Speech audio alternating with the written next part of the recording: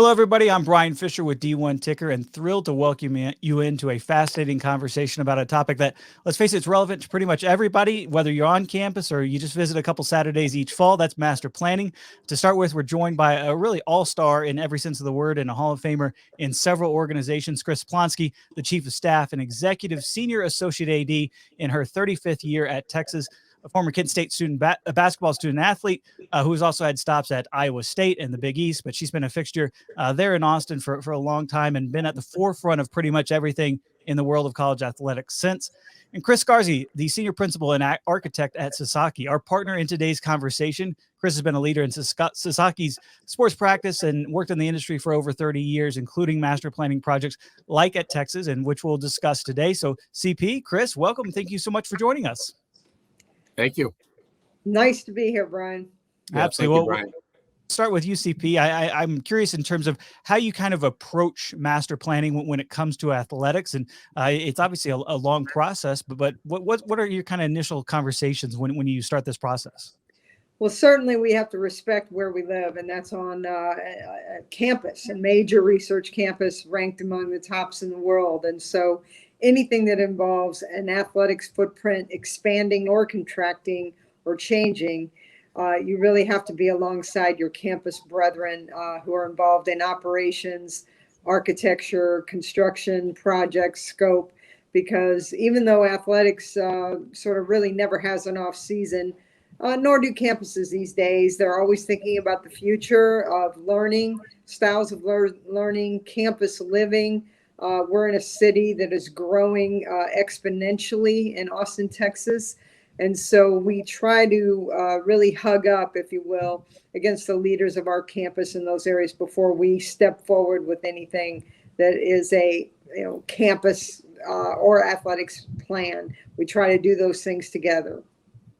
Chris, I'm curious from Sasaki's point of view. You guys work with a number of different universities. You work with athletic departments. How is it kind of navigating those two sides of the coin? Yeah, well, as Chris mentioned, it really starts with the university-wide vision and making sure that athletics is in step with the university goals and vision. Oftentimes, and it was the case with Texas, we were doing the campus-wide master plan at the same time. So that's helpful in that we can have those conversations across departmental lines with neighbors, just understand the totality of athletics role in the whole campus picture. CP, I want to kind of follow that up. You mentioned just being integrated on campus. What kind of role does athletics kind of play, and what kind of role does the university play when it's specific to the facilities planning in terms of athletics and how the university comes in and vice versa? Well, sometimes we lead based on needs, but sometimes it's decisions that are made far above our pay grade that must transform us in a way. At the University of Texas at Austin, the decision back in 2013 to quickly implement a new medical school on our campus. We were the last AAU institution, I think, to add a medical school on its main campus. That created a ripple effect for athletics that wasn't impossible to deal with, but it happened over a very short period of time where we really had to get with our campus and city officials to say, how are we going to respond? Because in order to have a medical school, they had to take several facilities, one of which was our tennis center. And so in short order, we had to make a decision about where that footprint would be for our two men and women's collegiate teams. It took a while for us to make those determinations, but indeed, campus did.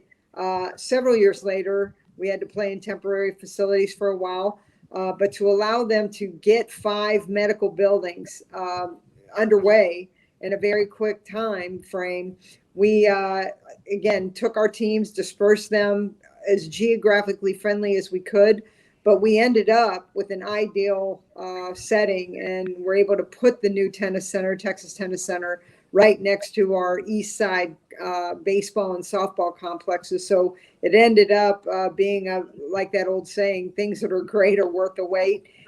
We waited a while, but we got a tennis center that is really, I think, one of the plums in the country.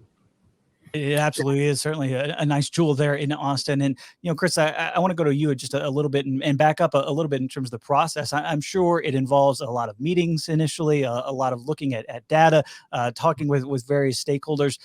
What kind of goes into that initial planning process?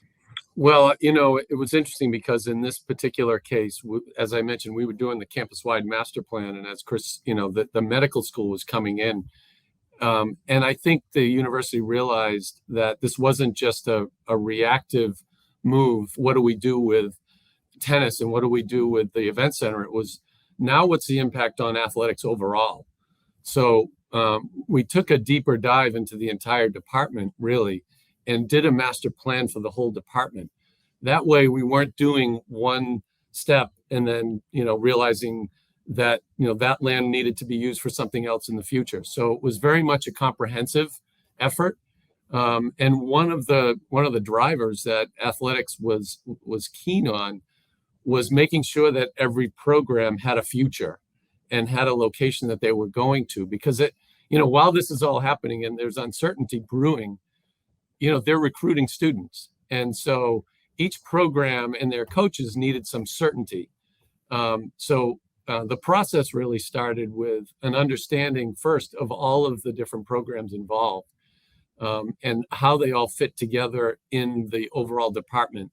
What's the culture of Texas athletics? What are the real drivers? What's important to the department, and how do all the pieces fit together? Then we get into the data collection and understanding the site options and so forth. Well, specifically to that data collection, I mean, is there anything in particular you place an emphasis on? Yeah, we did a lot of conversations. Well, it's a lot of us getting to know the campus, getting to know the culture, and the data comes from surveys. We develop our own software here, so we had surveys specifically for student athletes about a day in the life. Where do they live? What's their route like to campus? What helps them cross over with other athletes? So we collect all of that, and we look at the infrastructure needs of each building, and basically it ends up being a collection and a synthesis of all the information that's collected in order to determine what facilities can be reused and added to, expanded in their location. Where do we need new facilities? And some of that's forced, and some of that depends on, these moves by the medical center. But others are, and hopefully the result is deliberate. And we're creating, really, Texas wanted a village on that East Campus that was a combination of facilities. And we looked at the interstitial spaces. How do they all connect? What's the glue that holds them together? Because in the end, it's a single department that wants to work together. CP, I'm curious if you, as you're going through those initial stages, are you learning kind of more about yourself as well? We really did, and I think what struck us and the joy of this project was it was sort of redefining or sort of coming back to ourselves of what Texas athletics really stood for. We wanted to be an asset to campus, and when campus and our officials decided a med school was important, we had to step forward and say we're going to be ambassadors for that effort. And it might cause us, a little bit of short-term pain, but in the long run, if we could have resulting from changes in the landscape, things that we maybe never even dreamed about 5-10 years ago, then that was going to work out well. I think the other thing that we learned is how important community is, especially close by community to us. That was proven out in the village on the east of 35 complex. It was very important to the not only the city council reps in that neighborhood, which is called the Blacklands. It's a very traditional, long-lived area and sensitive because of the minority population that lives there. We wanted to be good neighbors. And so we actually had President William Powers, who really helped negotiate the site of that tennis center in the area of the Blacklands around baseball and softball. But President Powers also promised the neighborhood association, the leaders of city council in that district, that he would firmly advocate for student housing and indeed graduate student housing in that area as a way to blend in with that neighborhood, which is gentrifying quite rapidly given the population expansion of Austin. There are still old pockets where traditional families still own land and own homes. But as that changes over time, the university didn't want to over-exercise its eminent domain. We wanted to do that in good stead and acquire things slowly by working with the neighborhood. So again, two things. We reaffirmed, as Chris aptly stated, every program here is built to win a championship and to succeed with its student athletes. We didn't want to lose hold of that. In fact, we wanted to enhance that and embrace it. But we also wanted to continue to be magnanimous and gracious members of our city and our community. That's what the University of Texas also stands for. And the master planning team, Bryan, we met with the neighbors a number of times to hear their concerns. And there were elements, like Chris mentioned, the tennis center, where we actually had to design it a little further than just at a planning level to really make sure how it would fit and look at the sightlines of what the neighbors would experience. We had to measure off the street, how far back it would be so that there would be some green space that could be little pocket parks that the neighbors could use and provide a buffer. So there was a very careful relationship with the neighbors and the neighborhood, with the university wide, as well as athletics and the planning team. Yeah, I mean, it's certainly one of the more fascinating campuses, around, just given the location of I-35 there and how you kind of span all around there. And CP, I'm curious, you mentioned that championship standard. That has certainly been the case there at Texas for many years now. And both a number of your previous bosses, both presidents and ADs, were you able to kind of look around, kind of the industry at other more of your conference peers, at some of your national peers, even maybe perhaps even at the pro level, in terms of what is kind of going on in this space as you go through that early process? We absolutely did. And we did that way back in the mid-90s when we knew we had a short runway between the Southwest Conference coming to a close, along with the Big 8, and then going to the Big 12 with an entirely different hierarchy with regard to how non-regional now our league would be. That was a huge moment for us. And that was really the first of these stair steps. We absolutely went and looked at our peers during that period of time. First project was to make the football stadium, then Texas Memorial Stadium, soon to be named Darrell K. Roll Texas Memorial Stadium, because putting Darrell's name and adding Darrell's name and yet maintaining the memorial nature of that stadium. Again, the stadium was first paid for by Texas students back in the early 20s. That was important to the tradition of campus. But that was the start of it, and you cannot do these projects without looking around and seeing it, big scope of what individuals are doing on their campuses, like institutions who are metropolitan located the way we are. I mean, we're blocks from the state capitol, and again, blocks from a downtown, a regentrifying east side, a growing southwest and northwest area. The campus is affectionately still called the 40 acres. We've had to kind of get creative on what goes inside that 40 acres and where we can expand in areas that we need to expand into, not only with athletics facilities, but with campus facilities as well. Chris, I'm wondering if you could maybe follow that up with maybe some trends that Sasaki has seen. You guys work on a number of different projects these last couple of decades. Are you sensing some kind of direction or trends in college athletics in terms of this kind of planning? It's interesting. There's so much conversation about the student athletes being paid and where athletics stands in the campus and in the country. But in the end, these are students. These are student athletes. And one of the things that I'm encouraged by is a greater desire to integrate the students with the campus.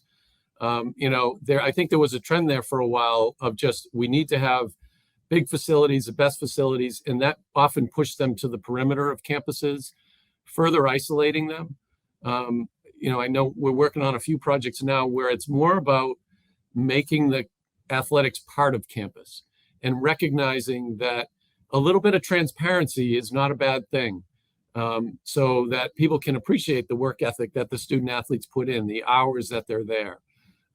And so there's a little bit of, oh yeah, I can see them, they're part of our campus. They're working hard, and I'm going to support them. So that's one thing that I think is encouraging.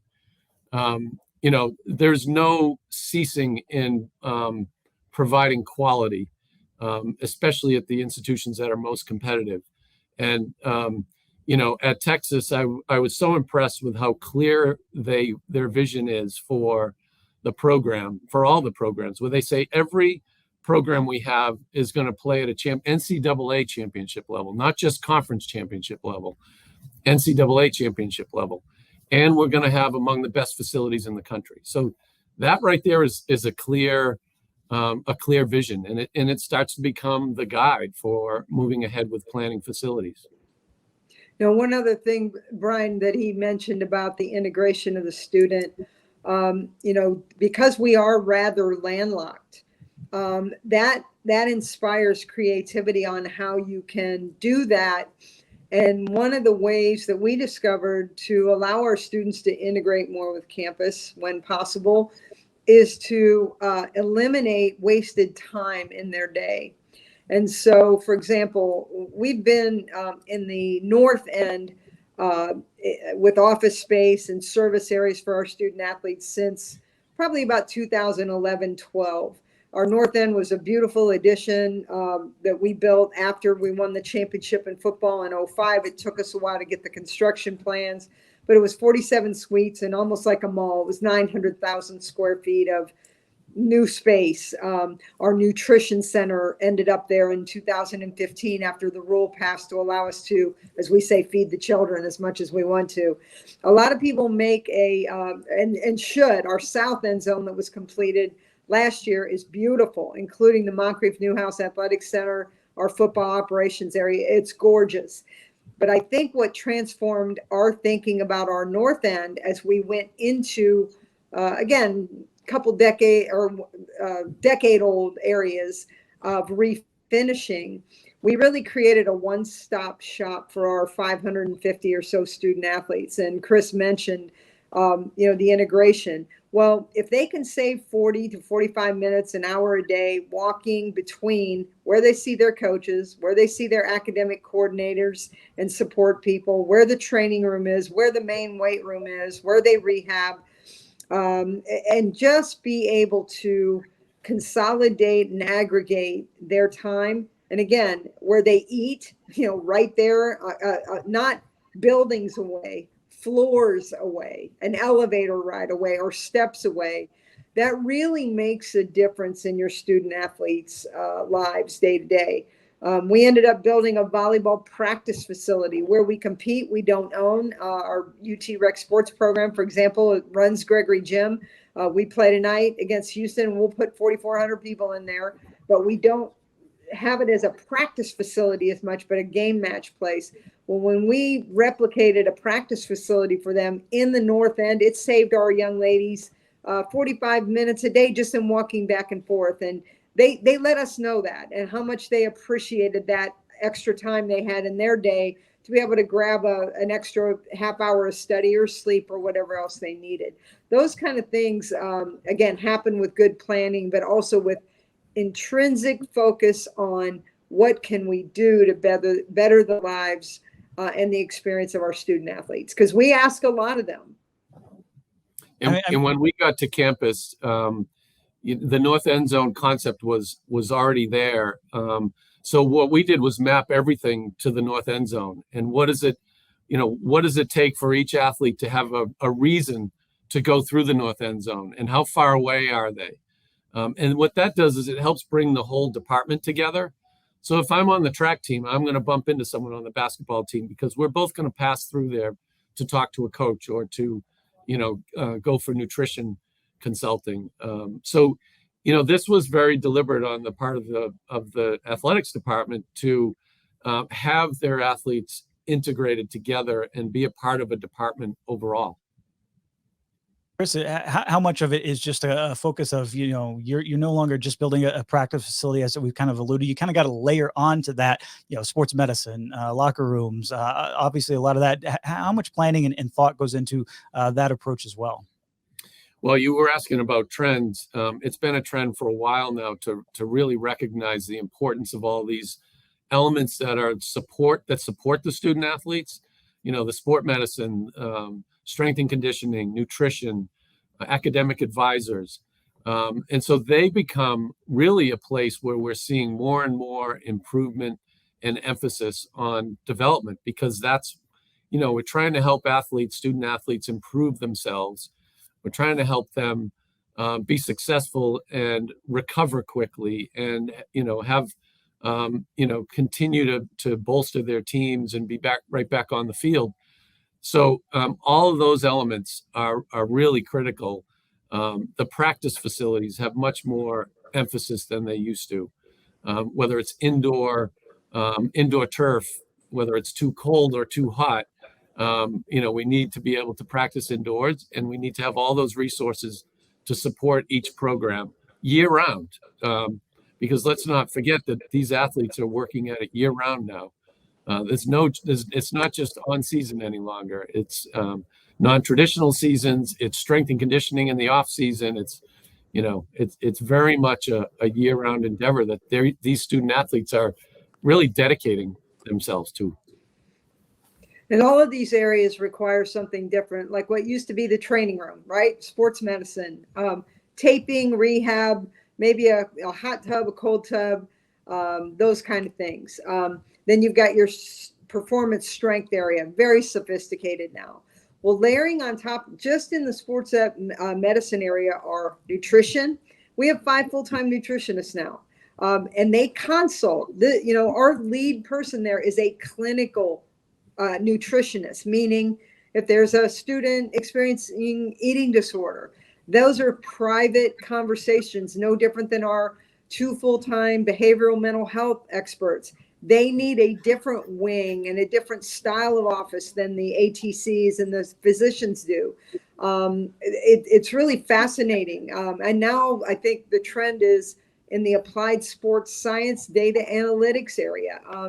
We actually have a partner, St. David's Healthcare, that helped us build out an entire area within our sport medicine complex that just focuses on that aspect of how we can help coaches and student athletes recover better, get the most out of their strength and performance, see trends when they're more tired, how much travel influences them in terms of their ability to give on a day-to-day basis, to give more and yet recover to explode the next day and have a good performance. So all these areas, again, they may be housed under the same wing or the same leadership, but because of what they deliver in terms of services for each of our men and women student athletes, we have to really customize the areas for what they need to deliver at their best. And, one thing we haven't mentioned yet is recruiting. I mean, ultimately, these facilities are recruiting student athletes, recruiting coaches. And they're both looking at facilities and the environment to see how successful they can be and how supported they will be. So all these elements, work together and build upon each other for recruiting student athletes and then generating success. And every one of our coaches, I know, told Sasaki about, championship level, and we need to be able to recruit to our facilities. Well, remember who else is involved in recruiting? It's guardians and parents. And so our facilities in sports medicine, applied science, nutrition, what our nutrition center looks like. And we just completed a $6 million 5th floor end zone renovation on what used to be our academic area. It looks like a modern learning center now. It's called the UFCU, University Federal Credit Union Student Athlete Academic Center. It is the brightest, shiny penny you could imagine. And when a parent or a student walks off that elevator, it says to them, we are as serious about the academic path, completion of degree, career development process for your young person as we are when you go to the baseball or softball or football or basketball areas and see how they're going to train to be an elite athlete. If you do not have that consistency in the academic part of the student athlete equation, the personal aspect with your athletics venues, they'll ferret that out in a hurry. So today we have it all for them. We're just as serious about that component as we are in our competition and publicly facing venues in training.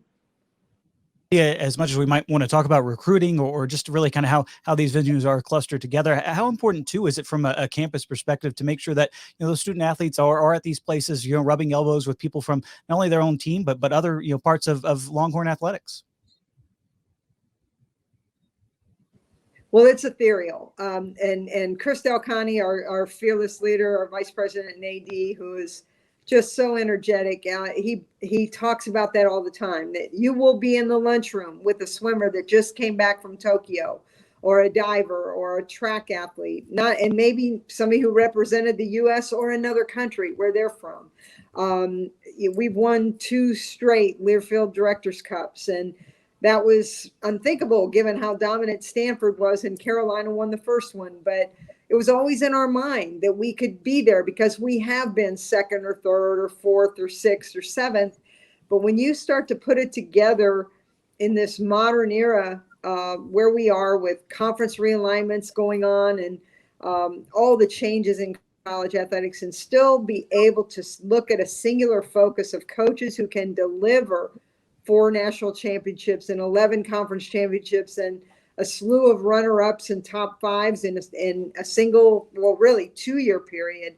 It's phenomenal. And at the same time, again, we're not sacrificing our GPAs or graduation rates or percentage of those who find a job upon graduation. All those things have to happen in the same energetic way. I mean, Chris, if you could go back a couple of decades to maybe some of your earlier planning purposes, and I mean, have you noticed a big change in that front, and just how the student athlete has really kind of taken over the forefront of this process? Absolutely. I mean, it's really student athlete focused, and there's more appreciation for that as we see the amount of time they put in. And that's something that has changed over the years. The pure dedication, the hard work, and what that does to their bodies. So the expertise that Chris talks about that they have for every team and the analytics that they go through is really so customized that it never was that way before. And what that means is they need space for these facilities, for these, for the doctors, in order to do the right thing for each program. As I mentioned, the emphasis on the support and the practice is really what's changed the most, I would say, over the last 10 or 20 years.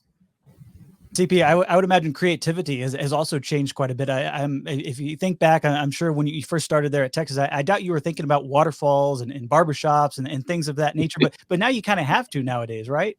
We do. And again, what I've enjoyed is watching how we've retrofitted some areas that, we used to have a lot of empty space. Think about a press box during the week when you don't have a football game. That's a lot of good space. A club, areas that might be food and beverage or hospitality areas. Well, during the week now, I call them the converted NIL areas. And we do have some dedicated space within these facilities where our young people can do their, TikToks and whatever in peace. But we do a lot of photography, videography with our creative services staff that's under Drew Martin and Kate and Hyde. And it's really fun to watch how they get these images to come to life. You see them with their green screen approach, but they're doing these in areas that we get to kind of pass through and peek in and watch that action. So, I'm a journalism major, so the creativity of what used to be writing and storytelling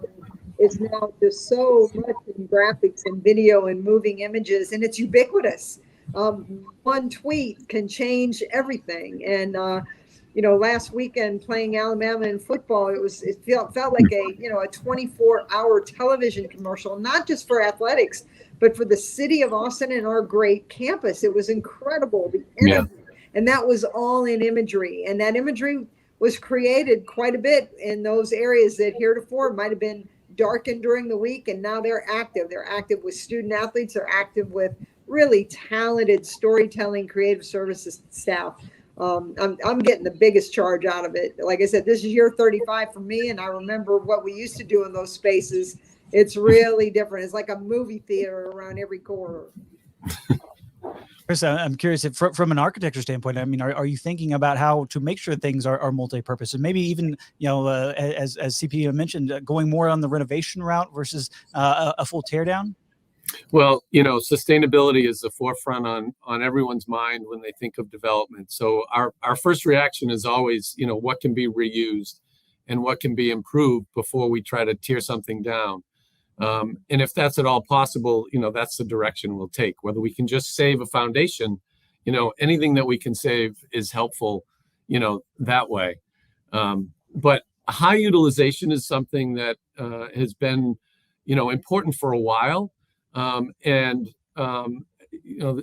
Chris mentioned early on that they're stewards of the university as well. So any way that the entire university can benefit, or college at whatever scale we're talking about. University of Texas is, at the very top in the country. But this is something that's true across the country, whether it's, Colby College up in Maine or a community college. It's, if you're going to build something, you need to get high utilization out of it. And I think when it comes to athletics, not only does that, make the building more effective and impact more people, it gives the school or the institution exposure. So you could bring high school students in for events. You could bring other students from across the campus in for events. And I was talking earlier about transparency. Again, this is about opening up and seeing what's happening, and being a part of something that's special. No, I'd be remiss if I didn't mention, part of that creativity and utilization. We talked first about how the med school is going to really transform the southern part of our campus, not just for athletics, but everything. And we ended up with the first private-public partnership in the history of our institution. And again, Chris's master plan had the vision and of this possibly happening. It had to be the right timing. It had to be the right administration, the right partners.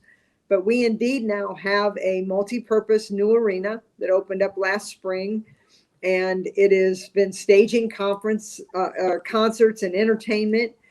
We will play basketball in there starting this fall. We did a very nice swan song for our wonderful and very effective Frank Irwin Center that we used for 47 years, and a practice facility we're still using today until our new one is finished at the end of the month. And it's on tap to be ribbon cut on September 30th. But when I think about what used to be a sunken parking lot in between our track soccer Mike Myers Stadium and the southeastern end of our football complex, and to think that they could drop a 15,000 seat arena and still have the space for a practice facility for men and women's basketball with some rowing team locker rooms and an erg room built in, because it was so low to the ground, they could afford to put it at the top of the building, and they'll go in separate entrances. But that's phenomenal to me. I mean, I wouldn't think we could get a postage stamp in there, but they fit all of this in. And Moody Center's been nominated for an Arena of the Year award already. They've sold out, I think, 50 plus shows, and we can't wait to tip off in basketball there. And we're only going to use the lower half of that building for basketball. You know how Del County is. He wants a supply and demand ratio that works in his favor for a long time, and it will. It's going to be a great basketball house. That event center was a big part of the study that we did, because we really had to test the section and make sure that it could fit and get the capacity in for special events as well as basketball. And those numbers are not the same. So, how do you get service in? Where are the spectators coming from? How is that all going to fit in that postage stamp? And can the university have comfort in going ahead with this, knowing that it would fit? So that was a big part. The city of Austin has view corridors, so the building can only be so tall. So there were a lot of factors, especially in an urban setting like that. But in the end, when you are an urban campus, being cozy is not a bad thing. You really create that energy where the entrance is, there's a buzz when there's an event. And the Moody Center is going to be so special, and it's closer to campus than the Irwin Center was. So it's really tight there with the two stadiums. You'll see it as you would the Irwin Center when you drive down 35, but it's going to have so much presence, and I think it's going to be a huge success, and it already is. Chris, you mentioned environmental sustainability there. I would imagine that's also a pretty hefty talking point. No longer is it just changing out light bulbs. I would imagine Sasaki and others are really thinking about how not only you can make the best use of the space, but also make sure that it is sustainable. It's paramount to everything we do now. And that's a demand of students. It's the right thing to do. Building codes continue to get more strict, and many universities have pledges to do better than building codes. And so it's super important. It starts from the beginning. How are you going to use the land? What can you reuse? It's critical on every detail that we look at now. Materials, energy use, energy generation. So we do look for opportunities, and athletics buildings are often very large and have large roofscapes. So there's a lot to consider there, whether it's generating electricity through photovoltaic panels or collecting rainwater for reuse in irrigation systems. There are a lot of opportunities through athletics facilities. And no question, and Austin, as you know, is a very green city, very environmentally sensitive. And Chris is right. Our student population on this campus and our faculty are very much sustainability oriented. And it's a beautiful thing. It is important. I mean, climate change is a hot button, but we all know what we're feeling and seeing. And our university has its own power grid and power source in terms of generating, and that makes it an exception to the rule compared to most research campuses, but it has its benefits, certainly. But that doesn't mean that they aren't, again, very acutely aware of how they need to save and savor energy and water conservation and everything else that falls in line with sustainability. PP, you also mentioned that kind of public-private partnership you guys did with the new center there, and I'm curious. This is not always a smooth sailing type of process. There's always bumps in the road. There's a lot of various stakeholders there. What might surprise people as they kind of go through this? Well, again, UT has the benefit of living in Austin, which is a very interesting city. It's been called the live music capital of America. That inspired Tim Lewicki and Oakview Group to come to this city and say there might be a deal here to be made that is very unique. Most people know this. We did fundraise to get a gift from the Moody Foundation to help, sort of spearhead the effort. But Oakview Group paid for the building. They managed the building, and we're a tenant, a very needy tenant, as we reminded them. It's first class. We built the areas we needed for men and women's basketball there, but that private-public partnership, I truly believe can't happen exactly the way it happened in too many other places. There were just so many factors that made it right, not the least of which was the interest of, again, generous partners, Live Nation. Locally, we have an ACL Fest, Charles Attal and his group, Matthew McConaughey, our beloved Minister of Culture, the MOC, as CDC calls him. Oakview Group with its creativity and its ability to work with partners to build beautiful facilities, not just domestically, but all over the world. And then the Moody Foundation and other donors. But it happened, and it happened, I think, because the entertainment that the Frank Irwin Center had attracted to this city, even back when I first got here in the 80s, and it was 325,000 people. And now it's, well approaching 2 million if you count all the suburbs. There's a need for a multi-purpose, flexible venue. We're the hometown team, but there is MLS, there is, minor league baseball here. It's an expanding community, but we really needed a home to put that entertainment that Austin had been so traditionally hosting here. People love to come to the city. And then we have, again, two great basketball programs under Chris Beard and Vic Schaefer that we needed a new home for. So sometimes fairy dust can come in at very interesting times, but that arena is a thing of beauty, and the partnership has been so positive and collegial and cordial so far, and a benefit for both. Chris, how creative do you also have to be with when we work with your partners about understanding that these projects are not cheap? You're going to have to work with a variety of different partners. How do you guys kind of handle that? Well, obviously it takes a lot to pull off a facility like the Moody Center. I mean, that's pretty exceptional. There's studies from beginning to end about the soils and the impact on the environment and transportation, pedestrians. So it's a very long process, and I have to hand it to Texas. I mean, when they put their mind to getting something done, they came up with a creative delivery method and financing method, and moved forward with a vision that is going to benefit the university and the region. And that was the vision from the beginning. This is a regional facility, but how can it work for the student athlete and the programs? And as I mentioned, these are not always the same interest, but to pull off a facility like that, just brings in all the expertise that and willingness that the university had. Yeah, the swagger that it takes. I mean, and that's the word.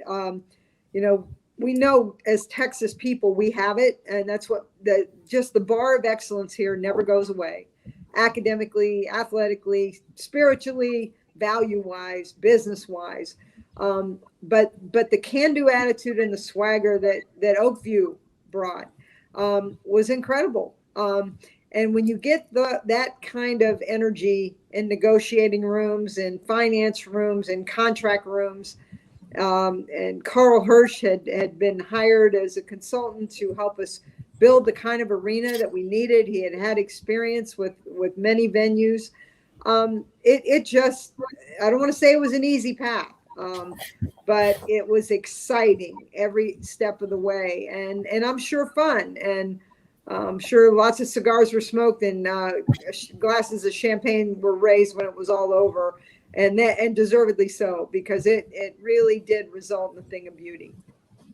I look back, it's been 7 years since we did the master plan, and the master plan covered all the programs. And the Texas athletics has accomplished so much of what was in the plan.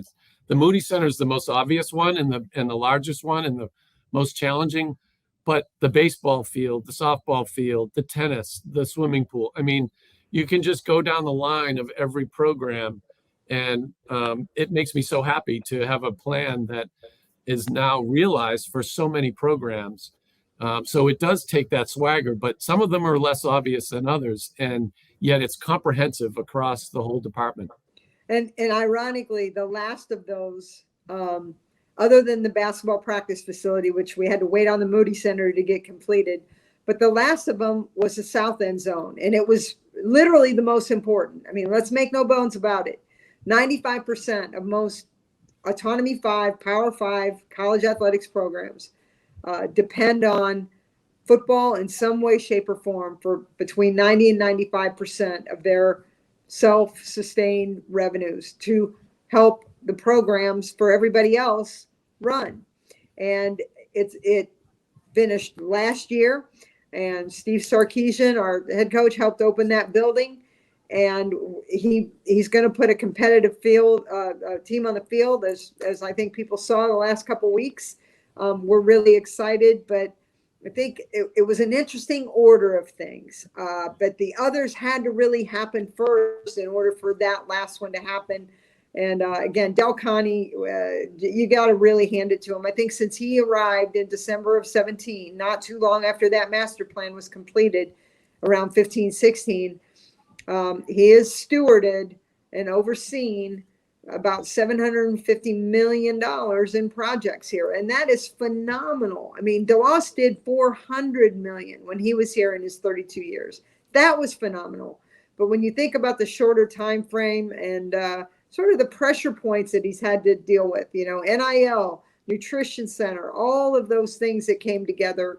And there's going to be more. There's going to be more landscape changes in college athletics that we'll have to contend with. But I think, again, Del Conte's an external guy.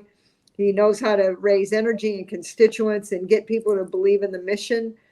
He was a student athlete himself. He came through the experience. He can speak to it. And it's really exciting right now for our department to have the leadership we do, not only from Chris, but our president, our chair of the board of regents, everybody that is helping us move these things forward. And I remember that sort of anxiousness and uncertainty that existed 7 years ago. Where are we headed? We know this medical school is coming in. Tennis is critical. Irwin Center, that's a huge problem to solve.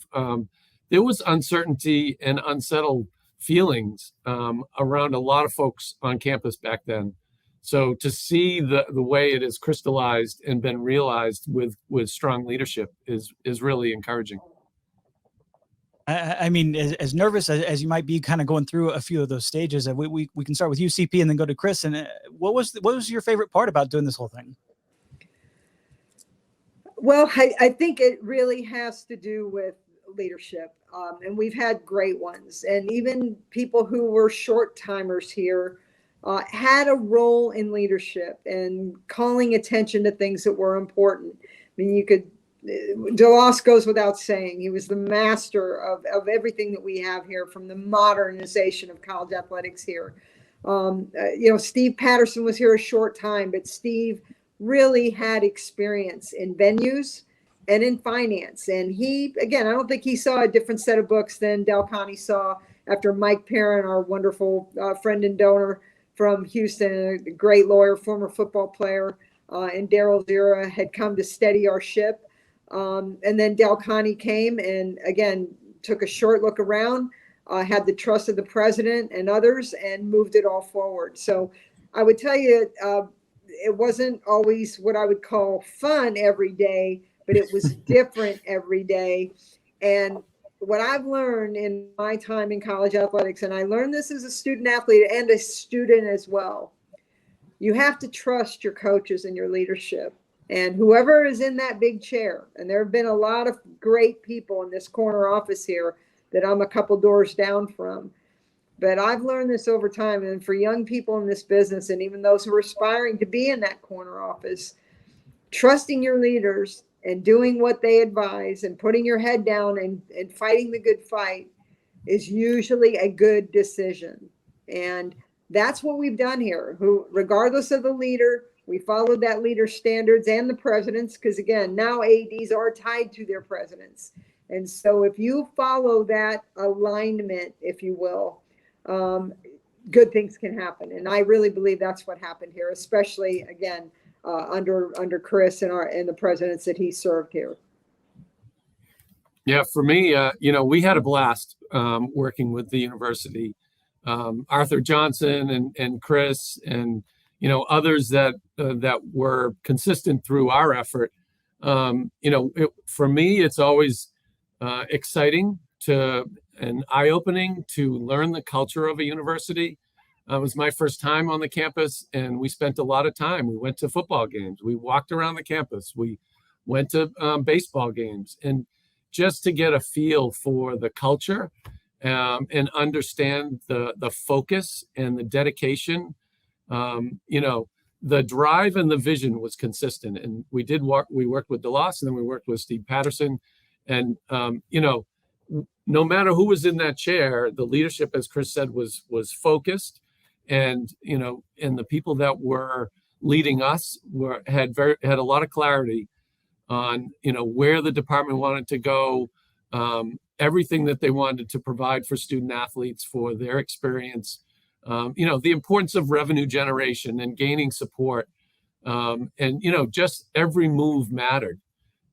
So, for me, it was a great experience to just be a part of that culture and try to put the vision down in a plan that could be exercised. I'm sure all those conversations and trips to Austin probably didn't hurt either. No, love Austin. It's a great place to be. I think one other thing, and Chris alluded to it, when you have a broad-based program, that usually means, if it's successful, the way we have been the last 2 years with the Learfield Cups to show, that also means you're equitable. And in this year where we celebrated the 50th year of Title IX passage in June, I think it's not lost on any of us that our university deserves a lot of credit for not shying from a law that passed 50 years ago. They stepped forward, formed a department, hired great leadership. Donna Lopiano first, Jody Conrad was second. I had the chair for a little while, but that start allowed us to be who we are today. And we remind our young people, especially when Del Conte wanted a Hall of Fame built, where's all of our achievements? And that's in the North End. That was also part of a master plan. What else could we do with a space like that on the first floor of our North End, where all those students, as Chris said, are coming in and out during the day? Well, Del Conte wanted them to see the future, and he wanted them to see our past. And so when you see the trophy wall and the national awards that we continue to add to, the championships won, UCLA room, UCLA with their 120, I think, and counting now. We saw that at UCLA and went, we have some of those. Let's build a room like that.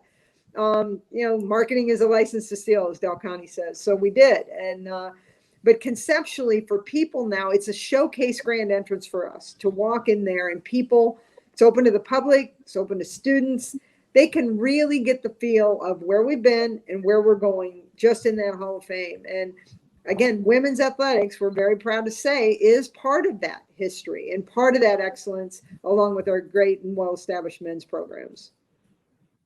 Well, that is well said. And I think we could probably go in another hour between the two of you, just going back and forth on this terrific project. But I know it's some great stuff here. I know I learned a lot. We certainly appreciate Sasaki's sponsorship of this conversation, and for both of you for providing some fantastic insight and joining us today.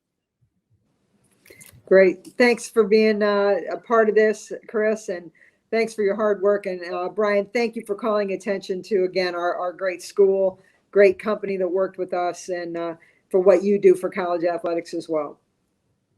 Thank you very much, Bryan. Chris, it's always great to talk to you. I learn so much every time.